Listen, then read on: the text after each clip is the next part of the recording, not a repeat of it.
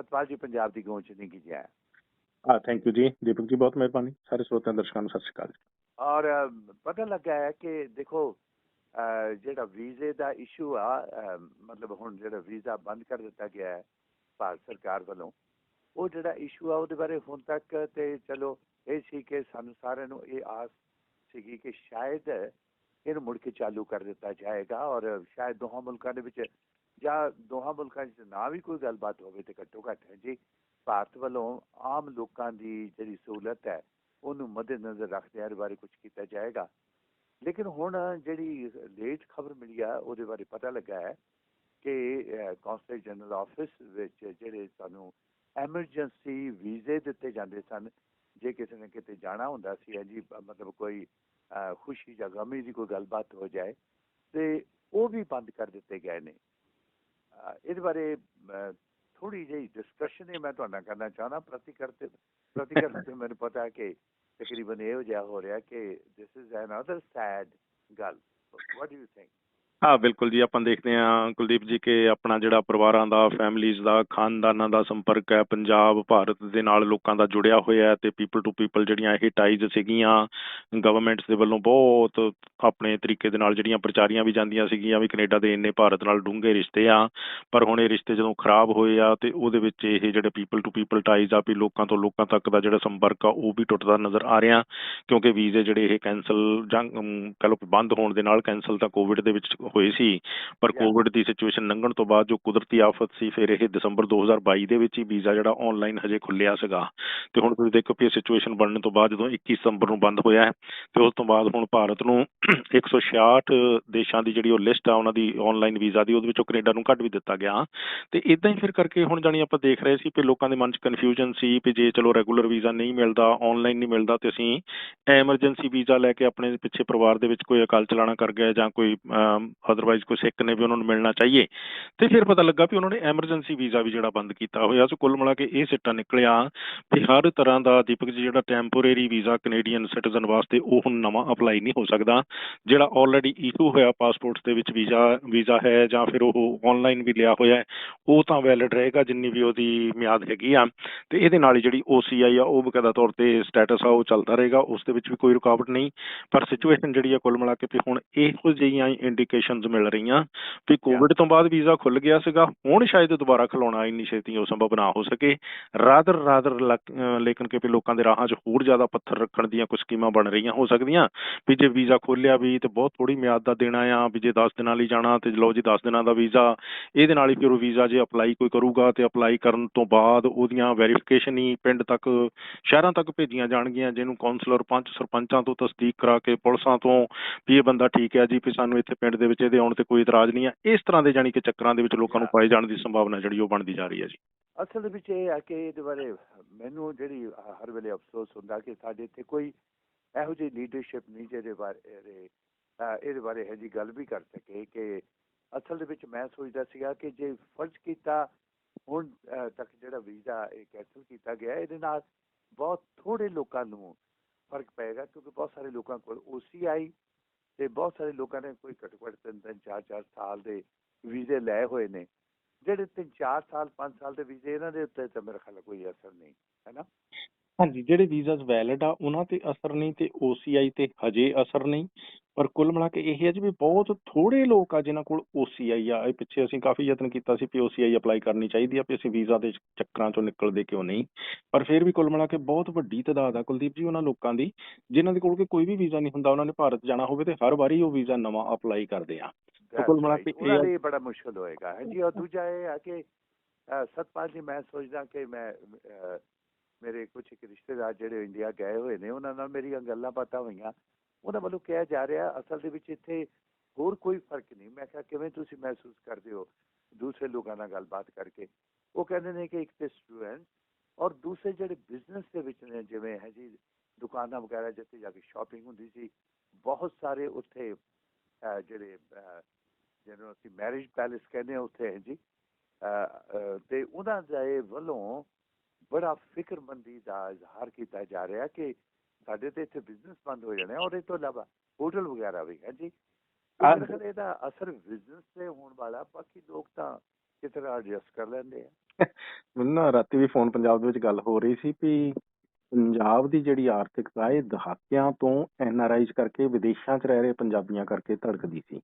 ਸੋ ਇਸ ਯਾ ਸੀਜ਼ਨ ਦੀ ਉੱਥੇ ਉਡੀਕ ਹੁੰਦੀ ਆ ਵੀ ਜਦੋਂ ਹੁਣ ਉਧਰ ਨੂੰ ਜਾਣਾ ਲੋਕਾਂ ਦਾ ਸ਼ੁਰੂ ਹੋਣਾ ਸੀਗਾ। ਇਹ ਸਭ ਕੁਝ ਹੋਣ ਤੋਂ ਬਾਅਦ ਉਹਨਾਂ ਲੋਕਾਂ ਦੇ ਜਿਨ੍ਹਾਂ ਦੇ ਵੀਜ਼ਾ ਓਸੀਆਈ ਹੈਗੇ ਵੀ ਆ, ਉਹ ਸਾਵਧਾਨੀ ਵਜੋਂ ਹੀ ਆਪਣੇ ਪ੍ਰੋਗਰਾਮ ਤੇ ਜਿਹੜੇ ਟ੍ਰਿਪਸ ਆ ਉਹ ਕੈਂਸਲ ਕਰ ਰਹੇ ਵੀ ਹੋਵੇ ਨਾ ਵੀ ਉੱਥੇ ਜਾਈਏ ਅਸੀਂ ਉਨੇ ਚਿਰ ਨੂੰ ਸਿਚੁਏਸ਼ਨ ਹੋਰ ਵਿਗੜ ਜੇ, ਕੈਨੇਡਾ ਦੇ ਯਾ ਵੱਲੋਂ ਕੋਈ ਸਖਤ ਐਲਾਨ ਆ ਜਾਏ ਤੇ ਅਸੀਂ ਕਿਤੇ ਇੱਥੇ ਹੀ ਨਾ ਸਟਕ ਹੋ ਜਾਈਏ, ਹਨਾ। ਸੋ ਯਾ ਇਸ ਕਰਕੇ ਇਹਦਾ ਇੰਪੈਕਟ ਆ ਜਿਹੜਾ ਜੀ ਵੀ ਸੋਸਾਇਟੀਜ਼ ਦੇ ਵਿੱਚ ਬੜਾ ਡੂੰਘਾ ਆ, ਜੋ ਵੀ ਇਹ ਸਿਚੁਏਸ਼ਨ ਹਾਲ ਦੀ ਘੜੀ ਹੈਗੀ ਹੈ। ਸੋ ਅਰਦਾਸ ਇਹ ਕਰੀਏ ਜੀ ਵੀ ਕਿਸੇ ਨਾ ਕਿਸੇ ਰੂਪ ਦੇ ਵਿੱਚ ਇਹ ਜਿਹੜਾ ਲੋਕਾਂ ਦਾ ਨੁਕਸਾਨ ਹੋ ਰਿਹਾ, ਦੋ ਸਰਕਾਰਾਂ ਦੇ ਵਿਗੜੇ ਹੋਏ ਜਿਹੜੇ ਰਿਸ਼ਤੇ ਆ, ਦੋਨਾਂ ਸਰਕਾਰਾਂ ਦੇ ਇਹ ਚੱਕੀ ਦੇ ਕਲੋ ਪੁੜਾਂ ਦੇ ਵਿੱਚ ਲੋਕ ਜਿਹੜੇ ਪਿਸ ਰਹੇ ਆ ਵੀਜ਼ਾ ਨਾ ਮਿਲਣ ਕਰਕੇ, ਵੀ ਇਹ ਜਿਹੜੀ ਸਿਚੁਏਸ਼ਨ ਜਿੰਨੀ ਛੇਤੀ ਹੋ ਹਾਂਜੀ ਸਕੇ ਉਹ ਰਿਜ਼ੋਲਵ ਹੋ ਜਾਏ ਜੀ। ਅੱਛਾ ਇੱਕ ਸਵਾਲ ਪੈਦਾ ਹੁੰਦਾ ਹੈ, ਜਿਵੇਂ ਮੈਂ ਇਹਦਾ ਪਹਿਲਾਂ ਵੀ ਗੱਲਬਾਤ ਕੀਤੀ ਸੀ, ਮੈਂ ਤਾਂ ਖੈਰ ਇਹ ਕਈ ਵਾਰੀ ਕਹਿ ਚੁੱਕਾ ਕਿ ਪੰਜਾਬੀਆਂ ਦੇ ਵਿੱਚ ਔਰ ਖਾਸ ਤੌਰ ਦੇ ਉੱਤੇ ਸਾਡੇ ਵਿੱਚ ਇੱਕ ਇਹੋ ਜਿਹੀ ਲੀਡਰਸ਼ਿਪ ਦੀ ਘਾਟ ਹੈ ਜਿਹੜੀ ਕਿ ਇੱਕ ਕਿਸਮ ਦੀ ਹਾਂਜੀ ਸਾਂਝੀ ਗੱਲਬਾਤ ਕੋਈ ਕਰ ਸਕੇ ਔਰ ਇਹ ਜਿਹੜੇ ਇਸ਼ੂ ਆ ਉਠਾਏ ਜਾ ਸਕਣ ਹੈ ਜੀ। ਤੋ ਸਵਾਲ ਇਹ ਪੈਦਾ ਹੁੰਦਾ ਕਿ ਜੇ ਫਰਜ਼ ਕੀਤਾ ਕੌਂਸਲ ਜਨਰਲ ਨਾਲ ਮੈਂ ਜਾਂ ਤੁਸੀਂ ਗੱਲ ਕਰੀਏ ਐਜ਼ ਅ ਮੀਡੀਆ ਪਰਸਨ, ਉਹਨਾਂ ਨੇ ਆਪਣੇ ਜਿਹੜੇ ਉਹਦਾ ਰੀਜ਼ਨ ਕੀ ਹੈ ਜਾਂ ਸ਼ਾਇਦ ਰੀਜ਼ਨ ਨਾ ਵੀ ਦੱਸਣ, ਜੋ ਵੀ ਹੈ ਉਹ ਤੁਹਾਨੂੰ ਜਵਾਬ ਦੇ ਦੇਣਗੇ। ਲੇਕਿਨ ਗੱਲਬਾਤ ਨਹੀਂ ਕੀਤੀ ਜਾ ਸਕਦੀ। ਜੇ ਗੱਲਬਾਤ ਨਹੀਂ ਕੀਤੀ ਜਾ ਸਕਦੀ ਤੇ ਇਸ ਪ੍ਰੋਬਲਮ ਦਾ ਸਮਾਧਾਨ ਕੋਈ ਹੋਰ ਹੈ? ਦੇਖੋ ਜੀ ਵੀ ਇਹ ਕੈਨੇਡੀਅਨ ਗਵਰਨਮੈਂਟ ਦੀ ਇਸ ਚੱਲ ਰਹੀ ਕਸ਼ਮਕਸ਼ ਦੇ ਵਿੱਚ ਬਿਊਟੀ ਇਹੀ ਰਹੀ ਆ ਵੀ ਉਹਨਾਂ ਨੇ ਲੋਕਾਂ ਦਾ ਕੋਈ ਨੁਕਸਾਨ ਨਹੀਂ ਕੀਤਾ, ਵੀ ਉਹਨਾਂ ਨੇ ਵੀਜ਼ਾ ਇਮੀਗ੍ਰੇਸ਼ਨ ਦੀ ਕਿਸੇ ਤਰ੍ਹਾਂ ਦੀ ਸਰਵਿਸ ਆ ਜਿਹੜੀ, ਚਲੋ ਇਹ ਇਹਨਾਂ ਦਾ ਭਾਵੇਂ ਟ੍ਰੇਡ ਵੀ ਆ, ਵੀ ਉਹਦੇ ਤੇ ਕਿਸੇ ਤਰ੍ਹਾਂ ਦੀ ਇਹਨਾਂ ਨੇ ਲਿਮਿਟੇਸ਼ਨ ਜਿਹੜੀ ਉਹ ਨਹੀਂ ਲਾਈ ਆ। ਇਦਾਂ ਹੀ ਹਾਂਜੀ ਪਿਛਲੇ ਸਮੇਂ ਤੋਂ ਸਾਡਾ ਐਕਸਪੀਰੀਅੰਸ ਇਹ ਇੰਡੀਅਨ ਗਵਰਨਮੈਂਟ ਦੇ ਨਾਲ ਵੀ ਇਹੀ ਰਿਹਾ ਵੀ ਜਦੋਂ ਵੀ ਉਹਨਾਂ ਨੂੰ ਦੱਸਿਆ, ਉਹਨਾਂ ਦੇ ਨਾਲ ਗੱਲ ਕੀਤੀ, ਇੱਥੋਂ ਆਪਾਂ ਜਦੋਂ ਲਾਈਨਾਂ ਲੱਗਦੀਆਂ ਸੀਗੀਆਂ, ਭਾਰਤ ਦਾ ਜਿਹੜਾ ਵੀਜ਼ਾ ਦਾ ਦਫ਼ਤਰ BLS ਆ ਉਹਦੇ ਬਾਹਰ ਅੱਧੀ ਅੱਧੀ ਰਾਤ ਨੂੰ ਜਾ ਕੇ ਲੋਕ ਬਹਿ ਜਾਂਦੇ ਸੀਗੇ। ਉਹਨਾਂ ਦੀ ਸਾਰੀ ਤਰਾਸਦੀ ਅਸੀਂ ਇਹਨਾਂ ਦੇ ਕੋਲ ਜਾ ਕੇ ਉਠਾਈ, ਉਹਨਾਂ ਨੇ ਉਹ ਗੱਲ ਸੁਣੀ ਵੀ, ਤੇ ਫਿਰ ਜਿਹੜਾ ਜੀ ਵੀ ਬਹੁਤ ਮੱਧਮ ਰਫ਼ਤਾਰ ਦੇ ਵਿੱਚ ਉਹ ਇਗਨੋਰ ਕਰਕੇ ਕੈਨੇਡਾ ਨੂੰ ਬੈਠੇ ਸੀ, ਤੇ ਦਸੰਬਰ 2022 ਦੇ ਵਿੱਚ ਉਹ ਵੀਜ਼ਾ ਆਨਲਾਈਨ ਉਹਨਾਂ ਨੇ ਖੋਲ੍ਹਿਆ ਵੀ, ਜਿਹਦੇ ਨਾਲ ਜਿਹੜੀ ਕਿ ਉਹ ਸਮੱਸਿਆ ਵੱਡੀ ਹੱਦ ਤੱਕ ਹੱਲ ਹੋ ਗਈ। ਹੁਣ ਆਪਾਂ ਦੇਖਿਆ ਵੀ ਦਹਾਕਿਆਂ ਤੋਂ ਜਿਹੜੀ OCI ਦੀ ਫੈਸਿਲਿਟੀ ਦਿੱਤੀ ਹੋਈ ਹੈ, ਦੁਨੀਆ ਦੇ ਵਿੱਚ ਕੋਈ ਐਸਾ ਦੇਸ਼ ਨਹੀਂ ਆ ਆਪਣੇ ਫਾਰਮਰ ਸਿਟੀਜ਼ਨਸ ਨੂੰ ਇਸ ਤਰ੍ਹਾਂ ਦੀ ਜਿਹੜੀ ਉਹ ਫੈਸਿਲਿਟੀ OCI ਦੀ ਖੁੱਲੀ ਦਿੱਤਾ, ਜਿਹੜਾ ਕਿ ਲਾਈਫ ਲੌਂਗ ਪੱਕਾ ਵੀਜ਼ਾ ਦਿੰਦੇ ਹੋਣ। ਸੋ ਇਹ ਸਿਰਫ ਤੇ ਸਿਰਫ ਇੰਡੀਆ ਨੇ ਇੱਕ ਦੁਨੀਆ ਦੇ ਵਿੱਚ ਐਗਜ਼ਾਮਪਲ ਪੈਦਾ ਕੀਤੀ ਵੀ ਆਪਣੇ ਫਾਰਮਰ ਸਿਟੀਜ਼ਨਸ ਨੂੰ ਐਡੀ ਵੱਡੀ ਸਹੂਲਤ, ਪਰ ਉਹ ਲੋਕਾਂ ਨੇ ਉਹਨੂੰ ਨਹੀਂ ਜੀ ਬਹੁਤ ਵੱਡੀ ਤਾਦਾਦ ਦੇ ਵਿੱਚ ਕਹ ਲਓ ਕਿ ਐਪਰੀਸ਼ੀਏਟ ਨਹੀਂ ਕੀਤਾ ਨਹੀਂ ਜਾਂ ਲਿਆ ਅਪਲਾਈ ਨਹੀਂ ਹਾਂਜੀ ਕੀਤਾ, ਹਨਾ। ਇਹ ਉਹਨਾਂ ਲੋਕਾਂ ਦੀ ਚਲੋ ਆਪਣੀ ਸਮੱਸਿਆ ਰਹੀ ਆ, ਪਰ ਕੁੱਲ ਮਿਲਾ ਕੇ ਸਾਡਾ ਐਕਸਪੀਰੀਅੰਸ ਇਹ ਆ ਜੀ ਵੀ ਜਿਹੜੀ ਵੀ ਸਰਕਾਰ ਦੇ ਨਾਲ ਤੁਸੀਂ ਜਾ ਕੇ ਮਿਲ ਬੈਠ ਕੇ ਗੱਲ ਕਰਨ ਦੀ ਕੋਸ਼ਿਸ਼ ਕਰਦੇ ਆ, ਜ਼ਰੂਰੀ ਨਹੀਂ ਐਜ਼ ਏ ਮੀਡੀਆ ਉਹ ਗੱਲ ਤੁਹਾਡੀ ਸੁਣਦੇ ਨੇ, ਕਿਉਂਕਿ ਦਫ਼ਤਰਾਂ ਦੇ ਵਿੱਚ ਬੈਠਿਆਂ ਉਹਨਾਂ ਨੂੰ ਆਪਣੇ ਆਪ ਕਈ ਵਾਰੀ ਨਹੀਂ ਵੀ ਪਤਾ ਲੱਗਦਾ ਜੀ। ਸੋ ਯਾ ਦੱਸਿਆ ਜਦੋਂ ਉਹਨਾਂ ਨੂੰ ਪਤਾ ਲੱਗਦਾ ਵੀ ਤੁਸੀਂ ਆਪਣੇ ਲੋਕਾਂ ਦਾ ਹੀ ਨੁਕਸਾਨ ਕਰ ਰਹੇ ਆ, ਉਹ ਕਈ ਵਾਰੀ ਸਾਨੂੰ ਮੀਡੀਆ ਜਵਾਬ ਦੇ ਵੱਲੋਂ ਵਿੱਚ ਹਾਂ ਮੀਡੀਆ ਵੱਲੋਂ ਇਹਦੇ ਬਾਰੇ ਕੋਈ ਮੀਟਿੰਗ ਕੀਤੀ ਜਾ ਸਕਦੀ ਹੈ? ਇਸ ਵੱਡੇ ਤੋਂ ਵੇਲੇ ਸ਼ਾਇਦ ਕੀ ਹਾਲ ਦੀ ਕੀਤਾ ਘੜੀ ਜਾ ਤਾਂ ਸਕੇ? ਹਾਲ ਦੀ ਘੜੀ ਜਿਹੜੀ ਅਨਸਰਟਨਟੀ ਟੋਟਲ ਆ ਜੀ, ਪਰ ਕੁੱਲ ਮਿਲਾ ਕੇ ਇਹ ਆ ਜੀ ਵੀ ਉਹ ਸਾਨੂੰ ਕਈ ਵਾਰੀ ਕਹਿ ਦਿੰਦੇ ਸੀਗੇ ਵੀ ਇਹ ਅਸੀਂ ਉਹਨਾਂ ਨੂੰ ਕਹਿੰਦੇ ਸੀ ਵੀ ਤੁਸੀਂ ਸਾਡੇ ਆਪਣੇ ਲੋਕਾਂ ਨੂੰ ਵੀਜ਼ਾ ਬੰਦ ਰੱਖ ਕੇ ਖਰਾਬ ਕਰ ਰਹੇ ਆ, ਤੇ ਉਹਨਾਂ ਦਾ ਜਵਾਬ ਕਈ ਵਾਰੀ ਦੀਪਕ ਜੀ ਅੱਗੋਂ ਇਹ ਹੁੰਦਾ ਸੀਗਾ ਵੀ ਜਿਨ੍ਹਾਂ ਲੋਕਾਂ ਨੇ ਸਾਡੀ ਸਿਟੀਜ਼ਨਸ਼ਿਪ ਵੀ ਛੱਡ ਦਿੱਤੀ ਉਹ ਸਾਡੇ ਆਪਣੇ ਲੋਕ ਕਾਹਦੇ ਹੋਏ। ਸੋ ਫਿਰ ਵੀ ਕੁੱਲ ਮਿਲਾ ਕੇ ਅਸੀਂ ਕਹਿੰਦੇ ਹੁੰਦੇ ਸੀਗੇ ਚਲੋ ਇਹ ਕਾਗਜ਼ ਬਦਲਣ ਦੇ ਐਲਾਨ, ਜਿਹੜਾ ਲੋਕਾਂ ਦਾ ਇਹ ਖੂਨ ਦਾ ਰਿਸ਼ਤਾ ਆ, ਲੋਕਾਂ ਦਾ ਮਿੱਟੀ ਦੀ ਮਹਿਕ ਦੇ ਨਾਲ ਰਿਸ਼ਤਾ ਹੈ, ਉਹ ਟੁੱਟਦਾ ਨਹੀਂ ਆ। ਸੋ ਇਸ ਗੱਲ ਨੂੰ ਉਹ ਸਮਝਦੇ ਆ ਜੀ, ਪਰ ਜਦੋਂ ਉਹਨਾਂ ਨੂੰ ਐਕਸਪਲੇਨ ਕੀਤਾ ਜਾਵੇ ਕਿਤੇ ਨਾ ਕਿਤੇ ਉਹਨਾਂ ਦੇ ਕੰਨਾਂ 'ਚ ਗੱਲ ਪੈਂਦੀ ਵੀ ਹੈ ਤੇ ਅਸਰ ਵੀ ਹੁੰਦਾ। ਜਾਂ ਜਿਹੜੀ ਸਿਟੀਜ਼ਨਸ਼ਿਪ ਹੈ ਉਹ ਤਾਂ ਇਹ ਹੈ ਕਿ we want to change we part of ਦਾ ਇੱਥੇ ਦਾ ਜਿਹੜਾ ਪੋਲੀਟੀਕਲ ਪ੍ਰੋਸੀਜਰ ਹੈ ਜੀ, ਉਹਦੇ ਵਿੱਚ ਇਲੈਕਸ਼ਨ ਦੇ ਵਿੱਚ ਅਸੀਂ ਹਿੱਸਾ ਲੈਣਾ ਚਾਹੁੰਦੇ ਹਾਂ। ਇਸ ਕਰਕੇ ਹੈ ਜੀ ਤੁਸੀਂ ਇਹਦਾ ਮਤਲਬ ਇਹ ਥੋੜਾ ਕਿ ਤੁਸੀਂ ਸਾਡੇ ਵਿੱਚ ਬਹੁਤੇ ਤਾਂ ਭਾਰਤ ਦਾ ਵੀਜ਼ਾ ਵੀ ਰੱਖਣਾ ਚਾਹੁੰਦੇ ਆ ਹੈ ਜੀ, ਔਰ ਜਿਹੜੀ ਆਪਣੀ ਮਿੱਟੀ ਜਿਹੜੀ ਪਿੱਛੇ ਰਹਿ ਗਿਆ ਮੁਲਕ, ਉਹਦੇ ਨਾਲ ਜਿਹੜੀ ਮੁਹੱਬਤ ਹੈ ਉਹ ਤਾਂ ਕਦੀ ਘਟੀ ਨਹੀਂ, ਭਾਵੇਂ ਤੁਸੀਂ ਸਿਟੀਜ਼ਨਸ਼ਿਪ ਲੈ ਲਓ ਜਾਂ ਨਾ, ਲੋਕ ਜਾਂਦੇ ਆ ਆਉਂਦੇ ਆ ਹੈ ਜੀ। ਪਰ ਇਸੇ ਕਰਕੇ OCI ਦਿੱਤੀ ਹੋਈ ਉਹਨਾਂ ਨੇ, ਪਰ ਉਹ ਨਹੀਂ ਲਈ ਹਾਂਜੀ ਲੋਕਾਂ ਨੇ, ਤੇ ਫਿਰ ਲੋਕਾਂ ਦੇ ਵਿੱਚ ਪ੍ਰੋਬਲਮ ਰਹੀ ਥੋੜੀ ਜਿਹੀ ਇਸ ਗੱਲ ਦੀ। OCI ਉਹਨਾਂ ਨੇ ਦਿੱਤੀ ਸੀ ਜੋ ਕਿ ਦੁਨੀਆ ਦਾ ਹੋਰ ਕੋਈ ਮੁਲਕ ਨਹੀਂ ਦਿੰਦਾ ਕਿਸੇ ਫਾਰਮਰ ਸਿਟੀਜ਼ਨ ਨੂੰ। ਸੋ ਇਸ ਗੱਲੋਂ ਮੈਂ ਸਮਝਾਂਗਾ ਜਿਹੜੀ ਗੱਲ ਚੰਗੀ ਹੋਵੇ ਉਹਨੂੰ ਚੰਗੀ that ਕਹਿ was ਦੇਣਾ good. ਚਾਹੀਦਾ। ਹਾਂ Yeah, no, we like that. ਇਹ ਬਹੁਤ ਵਧੀਆ ਗੱਲ ਭਾਰਤ ਸਰਕਾਰ ਵੱਲੋਂ ਕੀਤੀ ਗਈ ਸੀ। ਪਰ ਇਹ ਹੈ ਕਿ ਜਿਹੜੀ ਹੁਣ ਸਿਚੁਏਸ਼ਨ ਪੈਦਾ ਹੋ ਗਈ ਹੈ, ਇਹਦਾ ਕੀ ਸਮਾਧਾਨ ਹੋ, ਕਿਉਂਕਿ ਬੀਇੰਗ ਔਨ ਦਾ ਰੇਡੀਓ ਜੀ ਤੁਹਾਨੂੰ ਬਹੁਤ ਸਾਰੇ, ਮੈਂ ਤਾਂ ਹੀ ਤੁਹਾਡਾ ਵੀ ਅੱਜ ਸਿਰਫ ਵਿਚਾਰ ਕਰ ਰਿਹਾ, ਹਾਲਾਂਕਿ ਆਈ ਡੋਂਟ ਥਿੰਕ ਸੋ ਕਿ we can do anything more than that. So ਇੰਨਾ ਆ ਕਿ ਸਾਡੇ ਜਿਹੜੀ ਵੀ ਇੱਥੇ ਚੁਣੀ ਹੋਈ ਲੀਡਰਸ਼ਿਪ ਹੈ ਜਾਂ ਜਿਵੇਂ ਵੀ ਹੈਗੇ ਆ, ਉਹਨਾਂ ਨੂੰ ਇਹਦੇ ਬਾਰੇ ਕੁਛ ਨਾ ਕੁਛ ਅਪਰੋਚ ਤਾਂ ਕਰਨੀ ਚਾਹੀਦੀ ਹੈ। Don't you think so? ਬਿਲਕੁਲ। ਔਰ ਜਿੰਨੀ ਜ਼ਿਆਦਾ ਫੀਡਬੈਕ ਅਪਰੋਚ ਉਹਨਾਂ ਨੂੰ ਮਿਲੇਗੀ, ਉਹ ਉਹਨਾਂ ਦੀ ਡਿਸੀਜਨ ਮੇਕਿੰਗ ਪ੍ਰੋਸੈਸ ਦੇ ਵਿੱਚ ਹੈਲਪਫੁਲ ਹੋਏਗਾ।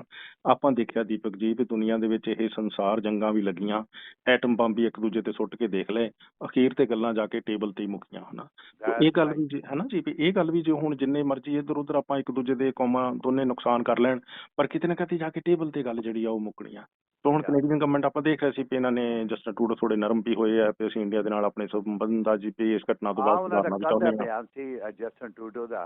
ਕਿ ਜਿਹੜੀ ਭਾਰਤ ਦੇ ਨਾਲ ਸਾਡੀ ਐਨਜੀ ਬਿਜ਼ਨਸ ਨਾਲ ਸੰਬੰਧਿਤ